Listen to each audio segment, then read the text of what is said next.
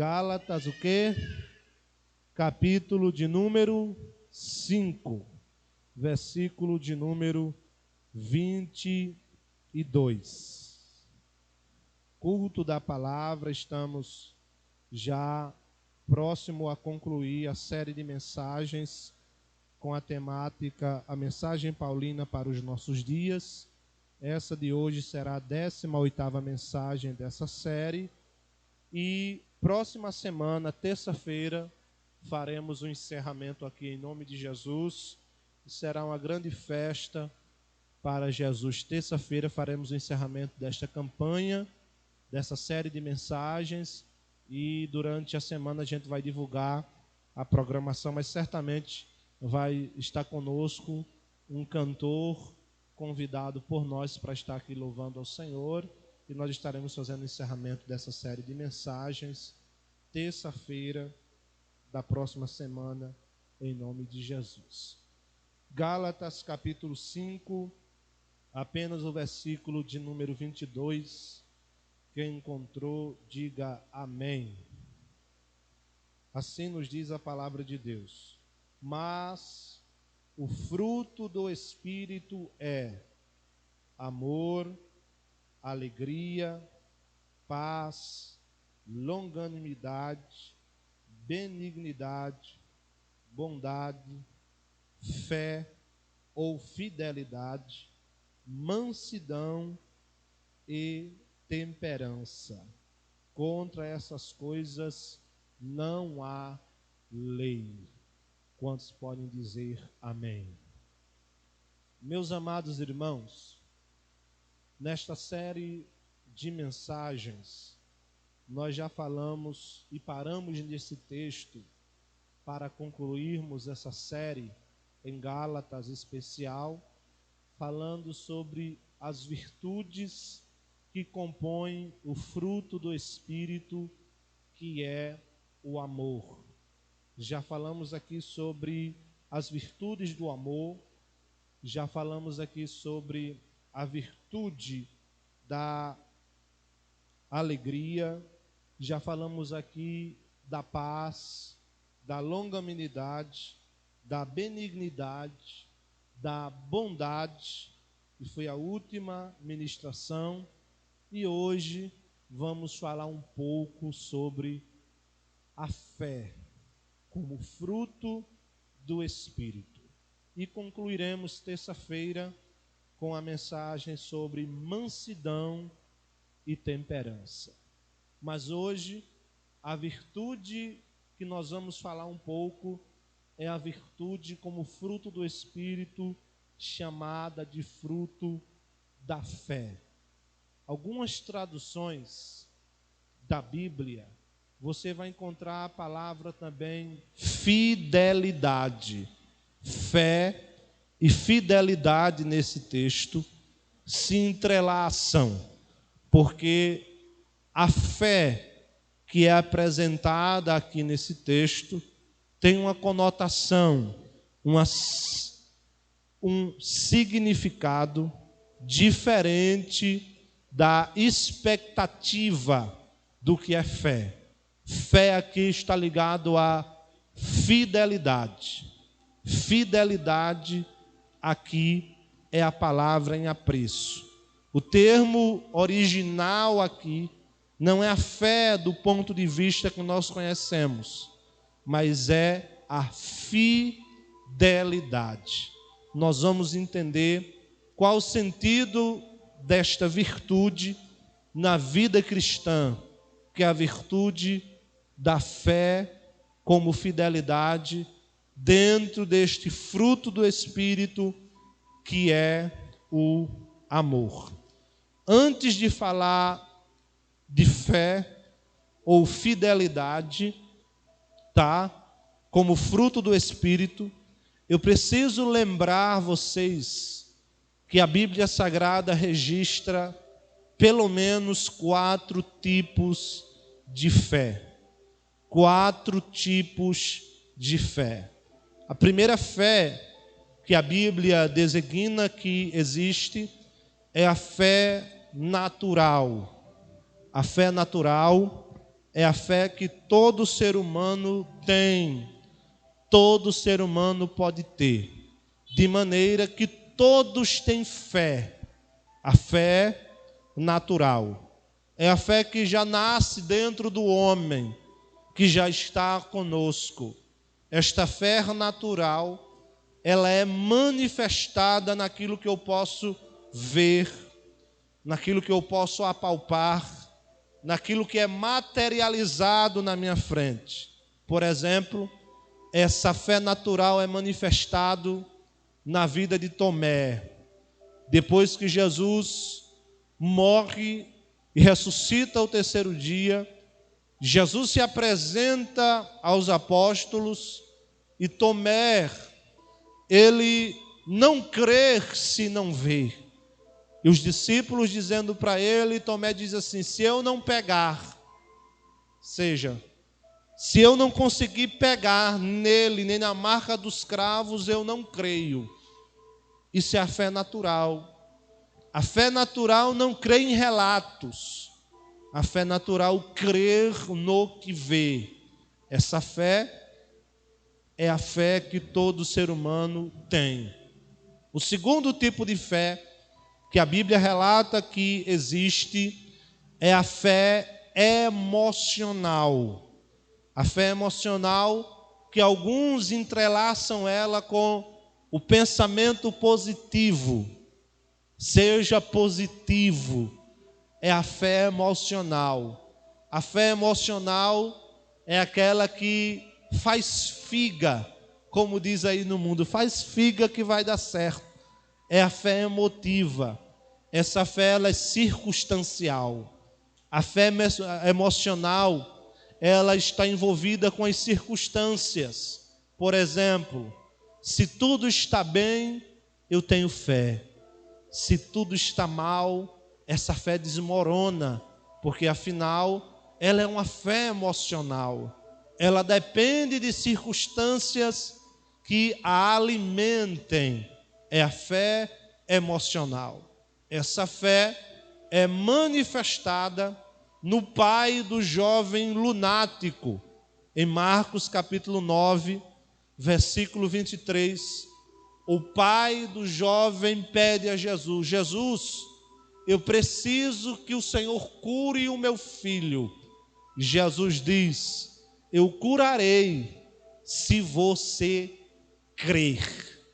E aquele homem disse: eu creio, mas, ajude a minha incredulidade. É uma crença baseada na emoção, no momento. Se o Senhor crê, eu creio. Se o Senhor curar, eu creio. Se não curar, eu não creio. Isso é fé emocional. A fé emocional, ela age de acordo com as circunstâncias. Se tudo está bem, a minha fé é inabalável. Mas se amanhã de manhã a minha casa cair, eu jogo tudo para cima. Eu não quero saber quem é Deus. E daqui a pouco eu fico como nécio, não há Deus, não há Deus, porque essa é a fé emocional. O terceiro tipo de fé que a Bíblia registra é a fé salvífica. A fé salvífica é a fé que normalmente nós temos mais aproximação. A que é mais falada em nosso meio. A fé salvífica, ela se manifesta trazendo arrependimento e salvação no ser humano. Em Efésios 2:8 está escrito: porque pela graça sois salvos por meio da fé. Isto não vem de vocês, é dom de Deus, não vem das obras, para que ninguém se glorie. Então, o terceiro tipo de fé é a fé para a salvação, é a fé que opera trazendo arrependimento no coração do homem. Essa fé normalmente é manifestada quando a palavra de Deus é pregada. Está escrito: de sorte que a fé vem pelo ouvir, e ouvir a palavra de Deus. O quarto tipo de fé que a Bíblia fala que existe é a fé como dom espiritual. Dom do Espírito em nós para manifestar coisas sobrenaturais na igreja para a edificação dela. A fé como dom espiritual está em 1 Coríntios capítulo 12, versículo 9. Paulo está falando sobre os dons espirituais. E ele diz: há pelo mesmo Espírito, os dons de curar, de operação de maravilha. E ele continua dizendo no versículo 9: e a outros o dom da fé. Esse dom da fé é o dom que se manifesta no sobrenatural. É a fé para a operação de maravilhas. É a fé para a operação de milagres. É a fé que é manifestada em milagres na vida do homem, independentemente de quem vai receber o milagre, creia ou não. Esta fé, ela age trazendo manifestações sobrenaturais. E esta fé não depende que quem está precisando do milagre creia, porque quem tem o dom da fé e Deus quer fazer naquele dia, independente que a pessoa creia ou não, acontecerá um milagre, porque ele tem o dom da fé, de operação, de manifestação da fé.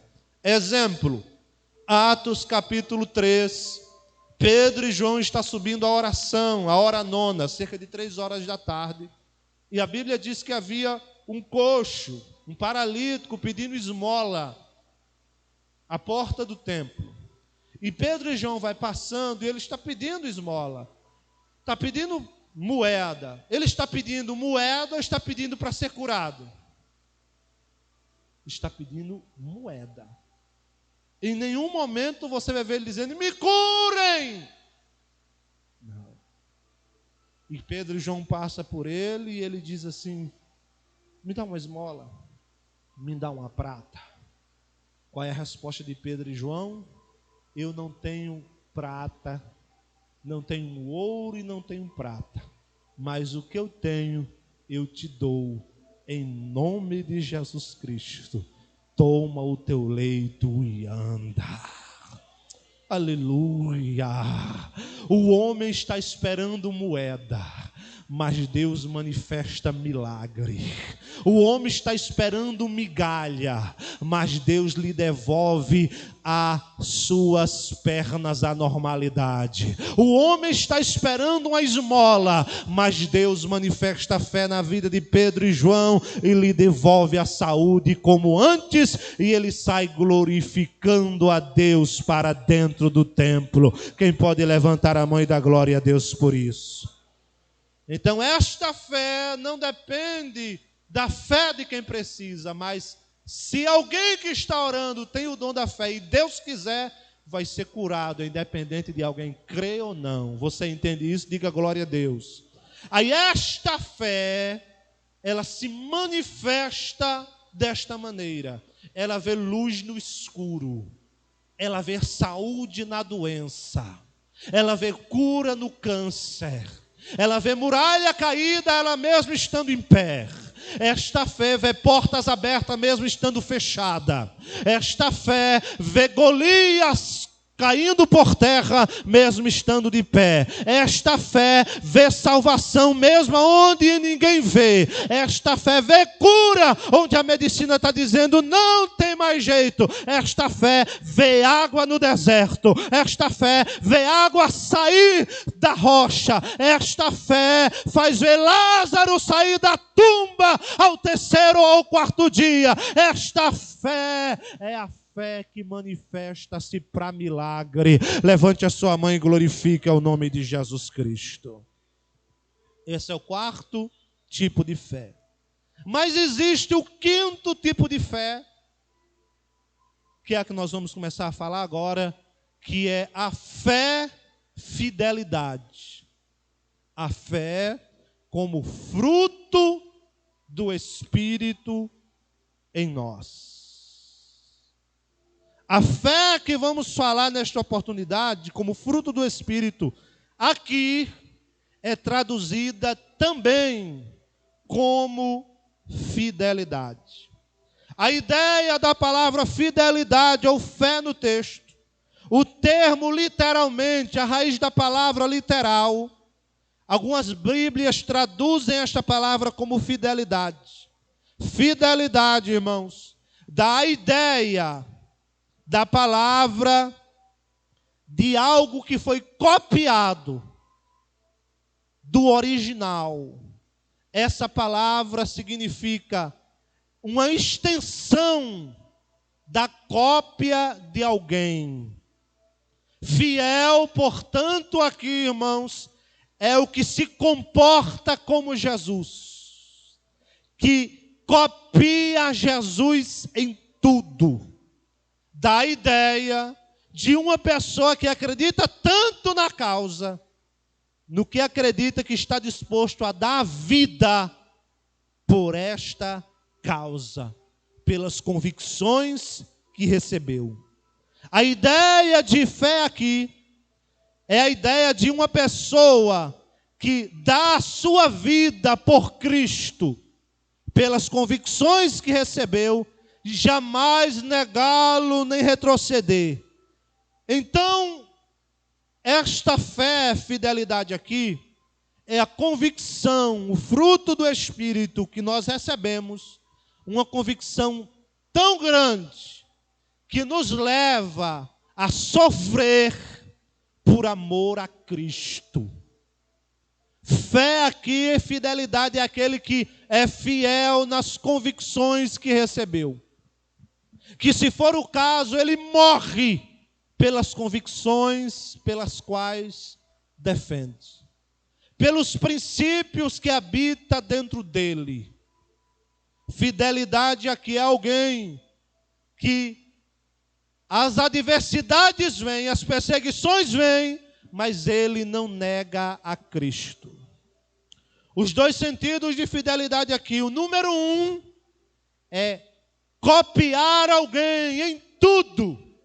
No caso aqui, copiar a Cristo em tudo. Isto é fidelidade. E o segundo sentido é exatamente não negá-lo por qualquer circunstância que aconteça. Como esta fé, fidelidade, se manifesta na nossa vida? Número 1, se manifesta em nosso testemunho. Se manifesta em nossa vida. De que maneira? Precisamos copiar a Jesus. Em tudo devemos ser parecidos com Ele. Devemos ser uma cópia de Jesus. Devemos ser a extensão de Jesus na terra. Devemos ser a luz de Cristo na terra. A extensão de Cristo na terra deve ser a sua igreja. Isso é fidelidade. Copiar Cristo em tudo. Em Mateus capítulo 5, a partir do versículo de número 13, Jesus diz: vocês são o sal da terra. Se o sal se tornar insípido, com que se há de salgar? Para nada mais presta, senão para ser lançado fora e pisado pelos homens.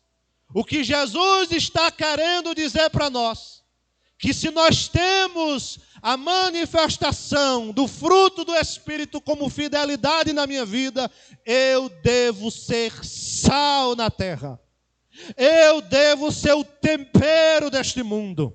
Eu devo ser o sabor aonde eu chego. Eu devo ser o sabor no meu trabalho. Eu não posso ser amargo com os meus colegas de trabalho. Ser sal é dar sabor às relações. Ser sal é dar sabor no ambiente de trabalho. Ser sal é dar sabor no matrimônio. Ser sal é dar sabor na família. Ser sal é dar sabor na igreja. Ser sal é dar sabor na universidade. Ser sal é dar sabor aonde eu chegar. Que credibilidade, função tem o sal dentro do saleiro? Nenhuma.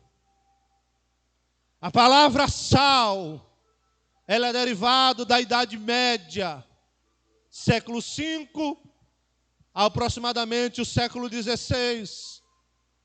A palavra sal é derivado da palavra salário.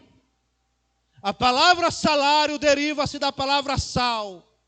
Porque diante da Idade Média, hoje não, o sal não tem muito valor, mas na Idade Média, o sal era usado como pagamento de alguns soldados que se destacavam. E dali deriva-se a palavra salário como conhecemos hoje. O sal deve fazer a diferença.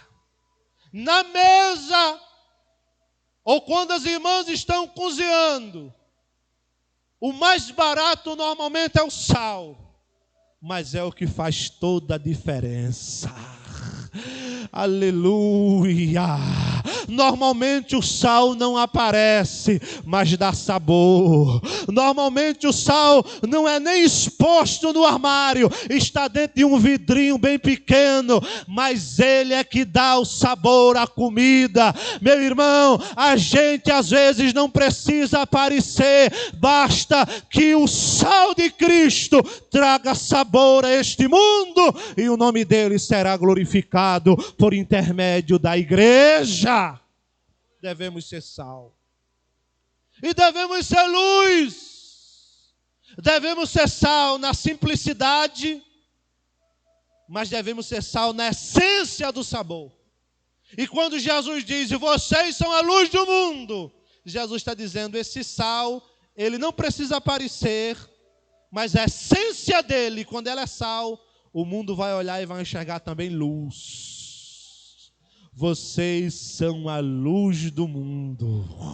Não se pode esconder uma cidade edificada atrás do monte. Por quê? Porque está reluzindo Cristo. Por quê? Porque Cristo está brilhando na sua vida. Devemos copiar Ele em tudo. Ou seja, no nosso testemunho. Eu mandei essa semana para algumas pessoas um vídeo sobre um resumo da história do missionário David Livingstone. David Livingstone foi um missionário que nasceu no ano 1813. E por volta do ano 1840, Livingstone foi convocado para ser enviado a missões, e em especial no continente africano. Livingstone chegou no continente africano para evangelizar as aldeias. Foi um dos primeiros missionários a explorarem o continente africano com o evangelho. Quando ele lá chegou, ele fez um propósito consigo mesmo. David Livingstone fez um propósito de evangelizar todas as aldeias com culto e com pregação. Mas na aldeia que ele morava, ele fez um propósito de não pregar e não fazer culto para ninguém. Ele colocou no seu coração de viver a prática do evangelho. 30 anos da sua missão se passa. E Livingstone teve que voltar à Inglaterra por causa de complicações na saúde para tratamento médico. A junta missionária enviou outro missionário no lugar de Livingstone para as mesmas aldeias e morar na mesma aldeia que Livingstone morava. Desinformado, este missionário, normalmente, ele seguiu a lei, que é a lei padrão. Pregar primeiro em casa. E ele começou a pregar. Na primeira semana, ele pregando sobre as virtudes de Jesus. Enquanto ele pregava, um dos chefes de aldeia se colocou de pé e disse, Senhor, eu conheço esse homem. esse homem morou aqui conosco há alguns dias atrás, mas o nome dele não era Jesus, o nome dele era David Livingstone. Ali todos entenderam que David Livingstone viveu Cristo naquela aldeia, ou seja, ele viveu Cristo de uma maneira tão intensa, tão profunda, que copiou a Cristo em tudo, ao ponto de ser confundido com as características do Salvador. Sabe o que é isso, meu irmão? Devemos viver de tal maneira que o mundo enxergue Cristo em nós. Devemos viver de tal maneira que alguém lá fora olhe para nós e veja Jesus. Em Malaquias capítulo 3, versículo 18 está escrito: outra vez vereis a diferença entre o que serve a Deus e o que não serve. O mundo precisa perceber em nós, irmãos, que somos cristãos, que reluzimos como Cristo, que vivemos como Cristo. O mundo precisa ver a diferença na sua igreja. O mundo precisa ver Cristo em nós. Há um jargão que eu acho ele lindo, mas acho que ele não está completo. Alguém diz assim: Deus nos chamou para fazer a diferença. Isso não está escrito. É bonito, é interessante dizer isso, mas Deus não chamou a igreja para fazer a diferença.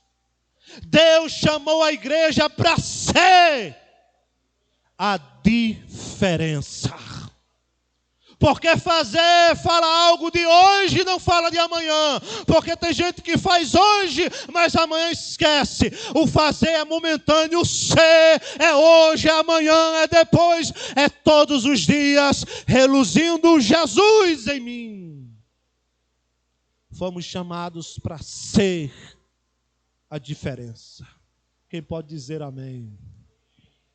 Em Atos capítulo 11, versículo 26, já expliquei esse texto aqui em outras ocasiões, mas está dentro do tópico. O texto diz assim: e em Antioquia, os discípulos pela primeira vez foram chamados de cristãos. Observe, irmãos, que não foi os discípulos que se vestiram, sei lá, com roupas esplendorosas para dizer que eram cristãos. Os discípulos não vestiram bata branca para dizer que eram cristãos. Os discípulos não fizeram absolutamente nada. Apenas viveram Cristo na essência. E por viver Cristo na essência, eles não precisaram dizer: nós somos cristãos. Por viverem a Cristo, os cidadãos de Antioquia olharam para eles e disseram assim: esse povo que está aí parece muito com o homem de Nazaré. Parece muito com aquele homem que disse que ia morrer e ia ressuscitar. Parece muito com aquele homem que ensinava sobre o amor. Ou seja, viram as características de Cristo neles. Foram os cidadãos de Antioquia que olharam para os discípulos e disseram: estes aí são cristãos. Por quê? Porque se parecem com ele, vivem como ele vivia, prega como ele pregava, anda como ele andava, veste-se como ele vestia-se, comporta-se como ele se comportava. Em tudo eles exalavam Cristo em Antioquia, ao ponto dos cidadãos de dizer: estes aí são cristãos. Por isso que o Dr. Martyn Lloyd-Jones, em um dos seus livros, ele declarou da seguinte maneira: pregar é importante com palavras, anunciar com palavras é importante, mas há momentos que o silêncio e viver falará mais alto do que uma grande pregação em palavras. Ele dizendo isso, ele disse que o maior método de evangelismo da igreja é o seu testemunho. Ele estava querendo dizer que quando a gente não consegue pregar, viva. Se não consegue dizer que Ele é o caminho, que veja um caminho em você. Se não consegue dizer que Ele é luz, que vejam luz em você. Se não consegue dizer que Ele é o sal, que vejam sal em você. Se não consegue dizer que Ele é santo, que vejam a santidade dEle em você. Se não consegue dizer que Ele é o pão da vida, que vejam o pão da vida em você. Se não consegue dizer que Ele é amor, que vejam amor em você. Se não consegue dizer que Ele é perdão, que vejam perdão em você. Se não consegue dizer que Ele é a salvação, que vejam as obras do salvo em você. Muitas das vezes eu não preciso falar, eu preciso viver. Preciso viver. Eu sei que é importante pregar com palavras. Eu sei que é importante irmos de casa em casa. Mas o tão importante também que tem vezes que temos que ser como Eliseu, que passava em frente à casa daquela mulher todos os dias.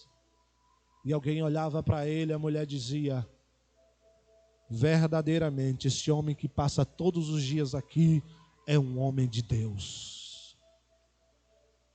É tão lindo, irmãos, quando nós andamos na rua e alguém olha para nós e diz: eu quero ser crente como essa irmã um dia. Porque ela está enxertada em Cristo e a luz de Cristo está nela. Quando eu estava lá largado há 14 anos atrás, eu sempre admirava alguns crentes, mas em compensação outros me davam depressão. Outros, que acontece isso em qualquer grupo religioso, sempre tem os fiéis, sempre tem o joio e sempre tem um trigo. Mas como eu não entendia disso, eu sempre avaliava da seguinte maneira: tinha umas moças que eu olhava, que estudavam comigo, e eu olhava e dizia assim, na lata, dentro da sala de aula: se for para ser crente, começa aí, eu não quero de jeito nenhum. Como é que ela é crente e quer namorar comigo que não sou crente, um desmantelado como eu? Mas em compensação, tinha outras que eu olhava e dizia: aquela ali sim. Se for para ser daquele jeito, eu quero ser. Se for para ser crente daquele jeito, daquele comportamento, eu quero ser.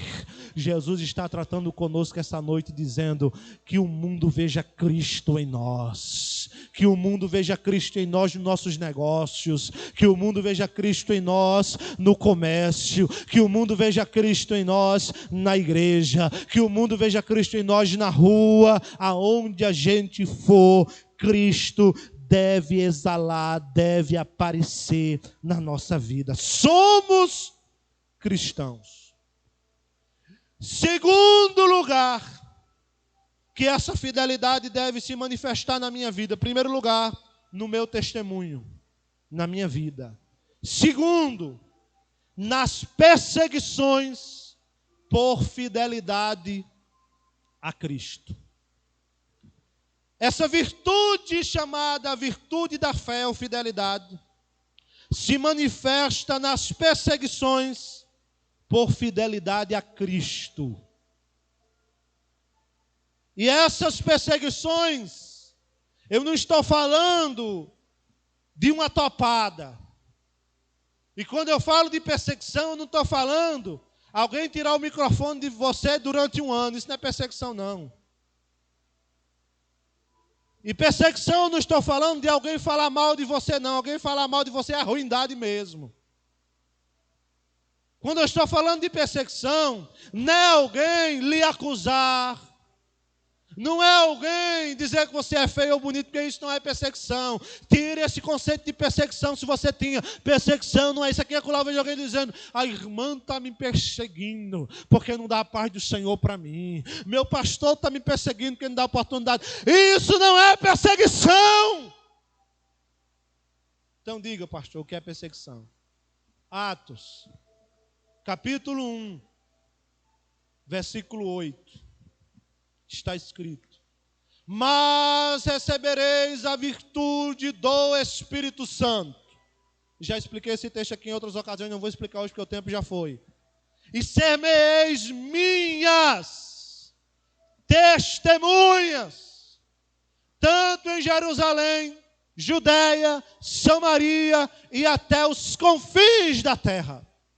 Eu só quero pegar uma palavra desse texto para os irmãos entenderem o que é perseguição. A palavra testemunha aí. Não é testemunha da nossa linguagem, da nossa cultura de tribunal. Testemunha aí, a palavra é martíria. Martíria é da onde deriva-se a palavra Marte. E Marte é alguém que morre, se for o caso, da sua vida por as convicções que tem, que recebeu. Isso que esse texto quer dizer. O que Jesus está dizendo é que essa igreja, irmão Rogério, ia receber tanto poder que, se fosse o caso, eles iam morrer, mas não negariam a Cristo. Iam sofrer, mas não negariam a Cristo. Iam passar por várias tribulações, mas não ia negar a Cristo. O sangue podia dar na canela, mas não ia negar a Cristo. De maneira que o que Jesus está querendo dizer é: vocês vão receber poder para serem mártires. Se for o caso de morrer e não me negar, vocês vão permanecer fiéis. Jesus estava querendo dizer assim para nós: vocês serão mártires para mim, ou vocês serão meus mártires. Tá certo? Jesus estava querendo afirmar com isso que poder que iríamos receber seria tão forte que nós iríamos permanecer sustentando a fidelidade, o amor que recebeu dele. Sabe o que eu aprendo com isso? Quem não está preparado para morrer, não está pronto para viver, pelas convicções que recebeu. É isso que Cristo está dizendo aqui. Agora vamos entender aqui um pouco. Jesus diz que eles iam receber poder, irmãos, para ser testemunha, Marte, pelas convicções que recebeu. Os irmãos sabem que 80% a 90% dos primeiros apóstolos eram os que andaram com Jesus, tá? Os que andaram, o grupo apostólico, os 12, morreram por amor às convicções que receberam de Marte, tá certo? Eu vou citar um texto que vocês conhecem muito bem. Lucas capítulo 21. Abram a Bíblia para nós entender o que é perseguição. Lucas 21 e 23 está escrito assim. Jesus dizendo: ai das grávidas e das que amamentam naquele dia. Que dia? O que Jesus está querendo dizer aqui? Esse texto está dentro do sermão escatológico profético. Os irmãos sabem que o sermão escatológico profético tem 3 tempos. O tempo que já aconteceu, o tempo que está acontecendo e o tempo que vai acontecer. O sermão escatológico há profecias que já aconteceram, que está acontecendo e que vai acontecer. Esta profecia em especial já aconteceu. Aconteceu quando? No ano 70 da era cristã, Tito, amando do seu pai, Vespasiano, fundador do Coliseu Romano, que já vamos falar deles. Ele, amando do seu pai, vai a Jerusalém. Para quê? Para destruir Jerusalém e fazer uma perseguição a judeus e cristãos.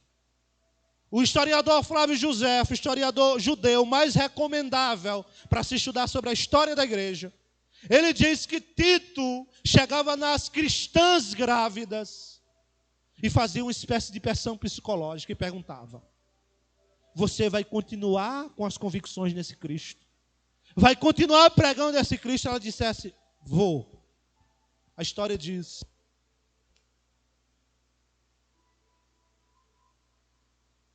ele pegava uma espécie de canivete e abria a madre da mãe, tirava o feto de dentro, colocava uma espécie de animal dentro, geralmente um gato, costurava, e a cristã morria, agoniada de dores, mas não negava a Cristo.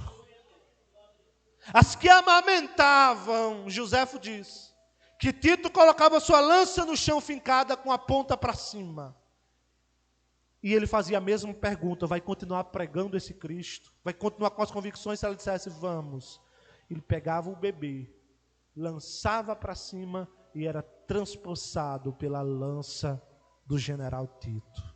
Mas assim, muitas delas não negavam a Cristo, se sustentava pelas convicções pelas quais recebeu. Isso é ser testemunha, isso é perseguição, isso é ser mártir por amor a Cristo. Esse texto fala disso. Ai das grávidas e das que amamentam naquele dia. Dentro desse mesmo contexto, o anfiteatro flaviano, ou coliseu romano, como queira entender, começou a ser construído anos antes, por volta do ano 50.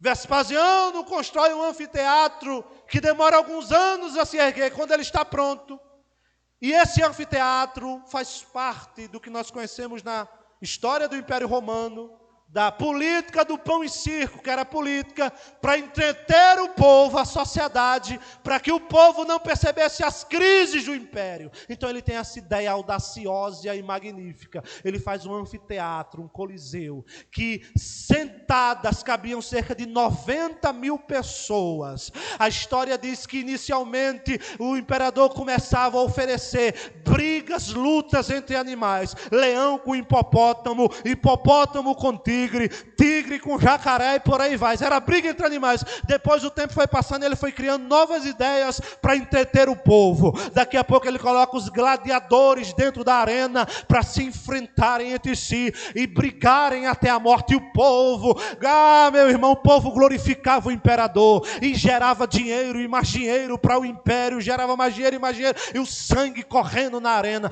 Depois ele teve uma ideia, a ideia de colocar dentro do anfiteatro cristãos.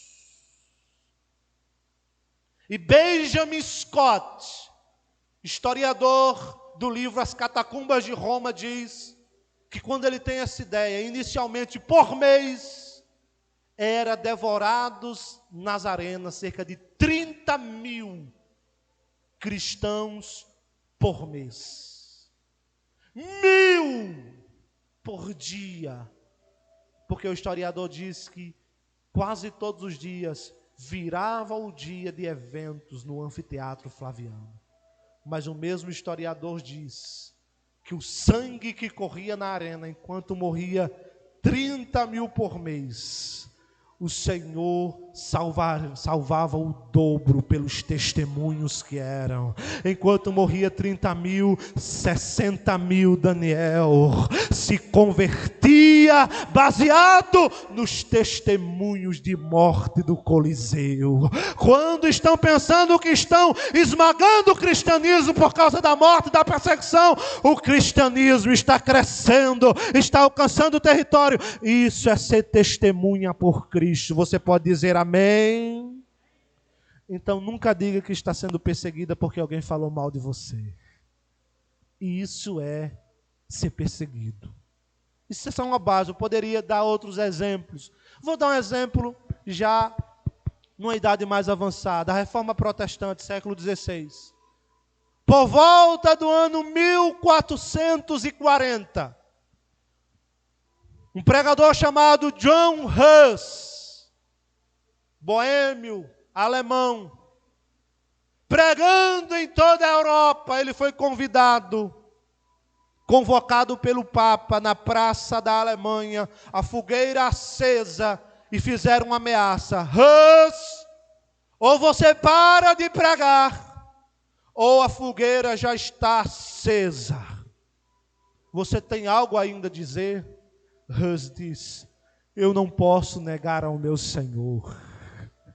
Ele não tem feito nenhum mal a mim, só benefício. Todos esses anos que eu sirvo, Ele só me fez o bem. Mas deixa eu dizer, duas coisas a vocês antes de ir para dentro da fogueira. Número 1, quando eu for lançado lá dentro e o meu corpo começar a queimar, a minha alma vai estar sendo recebida pelo meu Senhor. Alamachere andarabadarabaгаia. E o segundo que eu tenho a dizer a vocês é uma profecia. A profecia de John Huss foi a seguinte: ele disse: olhe, vocês estão matando ganso hoje. Ganso é o significado da palavra Huss em alemão. Vocês estão matando o ganso hoje, mas daqui a 100 anos nascerá um cisne na Alemanha, vai invadir toda a Europa e vai germinar no mundo inteiro. Ele estava falando de Martinho Lutero. 100 anos depois, Martinho Lutero, no ano de 1517, estava pregando as 95 teses na capela de Leipzig, na Alemanha, declarando a reforma protestante. E de lá para cá, a reforma tomou conta da Europa, foi invadindo as Américas e chegou até nós. Por quê? Porque alguém morreu por amor às convicções do Evangelho. Levante as mãos em nome de Jesus. Ninguém vai parar a marcha da igreja. O socialismo não para, o comunismo não para, a perseguição não para. Pode vir o que vier, a igreja vai continuar crescendo para a glória de Deus. Levante a mão e glorifique o nome de Jesus Cristo. Aí aqui eu vejo os irmãos com medo. Medo de quê, irmãos? Eu sei que vivemos num país maravilhoso, onde podemos pregar. Mas se um dia, por acaso, isso chegasse até nós, a base da nossa reflexão, nós iríamos se mudar daqui ou iríamos segurar as convicções que Deus nos confiou? Refletir é uma pergunta. Conclusão, para os irmãos entenderem o que é ser testemunha ainda, ser fidelidade. Os mártires dos apóstolos, vou citar alguns deles aqui para vocês entenderem como foi que eles morreram. Mateus foi morto à espada na Etiópia, pregando entre os africanos. Marcos foi arrastado pelas ruas da cidade de Alexandria e Egito até sair o seu último fôlego de vida, ou seja, ele foi arrastado até morrer. João foi metido numa cadeira no caldeirão de azeite a ferver em Roma, mas a história diz que o Deus que ele servia tirou ele lá de dentro ileso, e ele morreu de morte natural, de velhice, na cidade de Éfeso. Tiago, irmão de João, foi degolado a fio da espada em Jerusalém por Herodes. Tiago, o menor, Tiago, filho de Alfeu, foi precipitado de um penáculo do templo em Jerusalém. Filipe foi esfolado vivo por ordem de um rei cruel. Bartolomeu foi esfolado vivo também. André foi crucificado numa cruz grega. O que é uma cruz grega? Uma cruz em forma de X. Tiago foi crucificado como um X. Era a cruz grega. Foi crucificado em uma cruz. Pedro foi crucificado de cabeça para baixo. Em Roma, durante o reinado de Nero. Quando ele estava sendo colocado na cruz e iam crucificar ele como seu Senhor, ele disse: não sou digno de ser morrer como meu Senhor. Me coloque em outra posição, e colocaram de cabeça para baixo. Tomé pregou na Índia por volta do ano 53. E após também foi perfurado várias vezes por uma lança até morrer. Tadeu, de igual forma, foi perfurado até a morte por uma lança. Fiquemos de pé em nome de Jesus. Isso é ser fidelidade. Isso é a fé como fruto do Espírito. É a fidelidade que nos leva às convicções que nos sustentam por amor a Cristo. O Senhor Jesus disse à igreja de Esmirna: nada temas das coisas que hás de padecer. Eis que o diabo lançará alguns de vocês na prisão para que sejam provados. E tereis uma tribulação de 10 dias, mas eu, o Senhor Deus, digo para vocês: ser fiel até a morte, e dar-te-ei a coroa da vida. Para finalizar, Paulo está preso em Roma, por volta do ano 67 depois de Cristo. Quem está no trono do Império Romano é Nero. Paulo está com aproximadamente 62 anos. Está preso na sua segunda prisão em Roma, não sabe o que vai acontecer no outro dia, mas o fato é que Paulo preso, sabendo que vai ser decapitado por Nero, em 2 Timóteo capítulo 4, a partir do versículo 6, ele diz: eu já estou sendo oferecido por aspersão de sacrifício. O tempo da minha partida está próximo.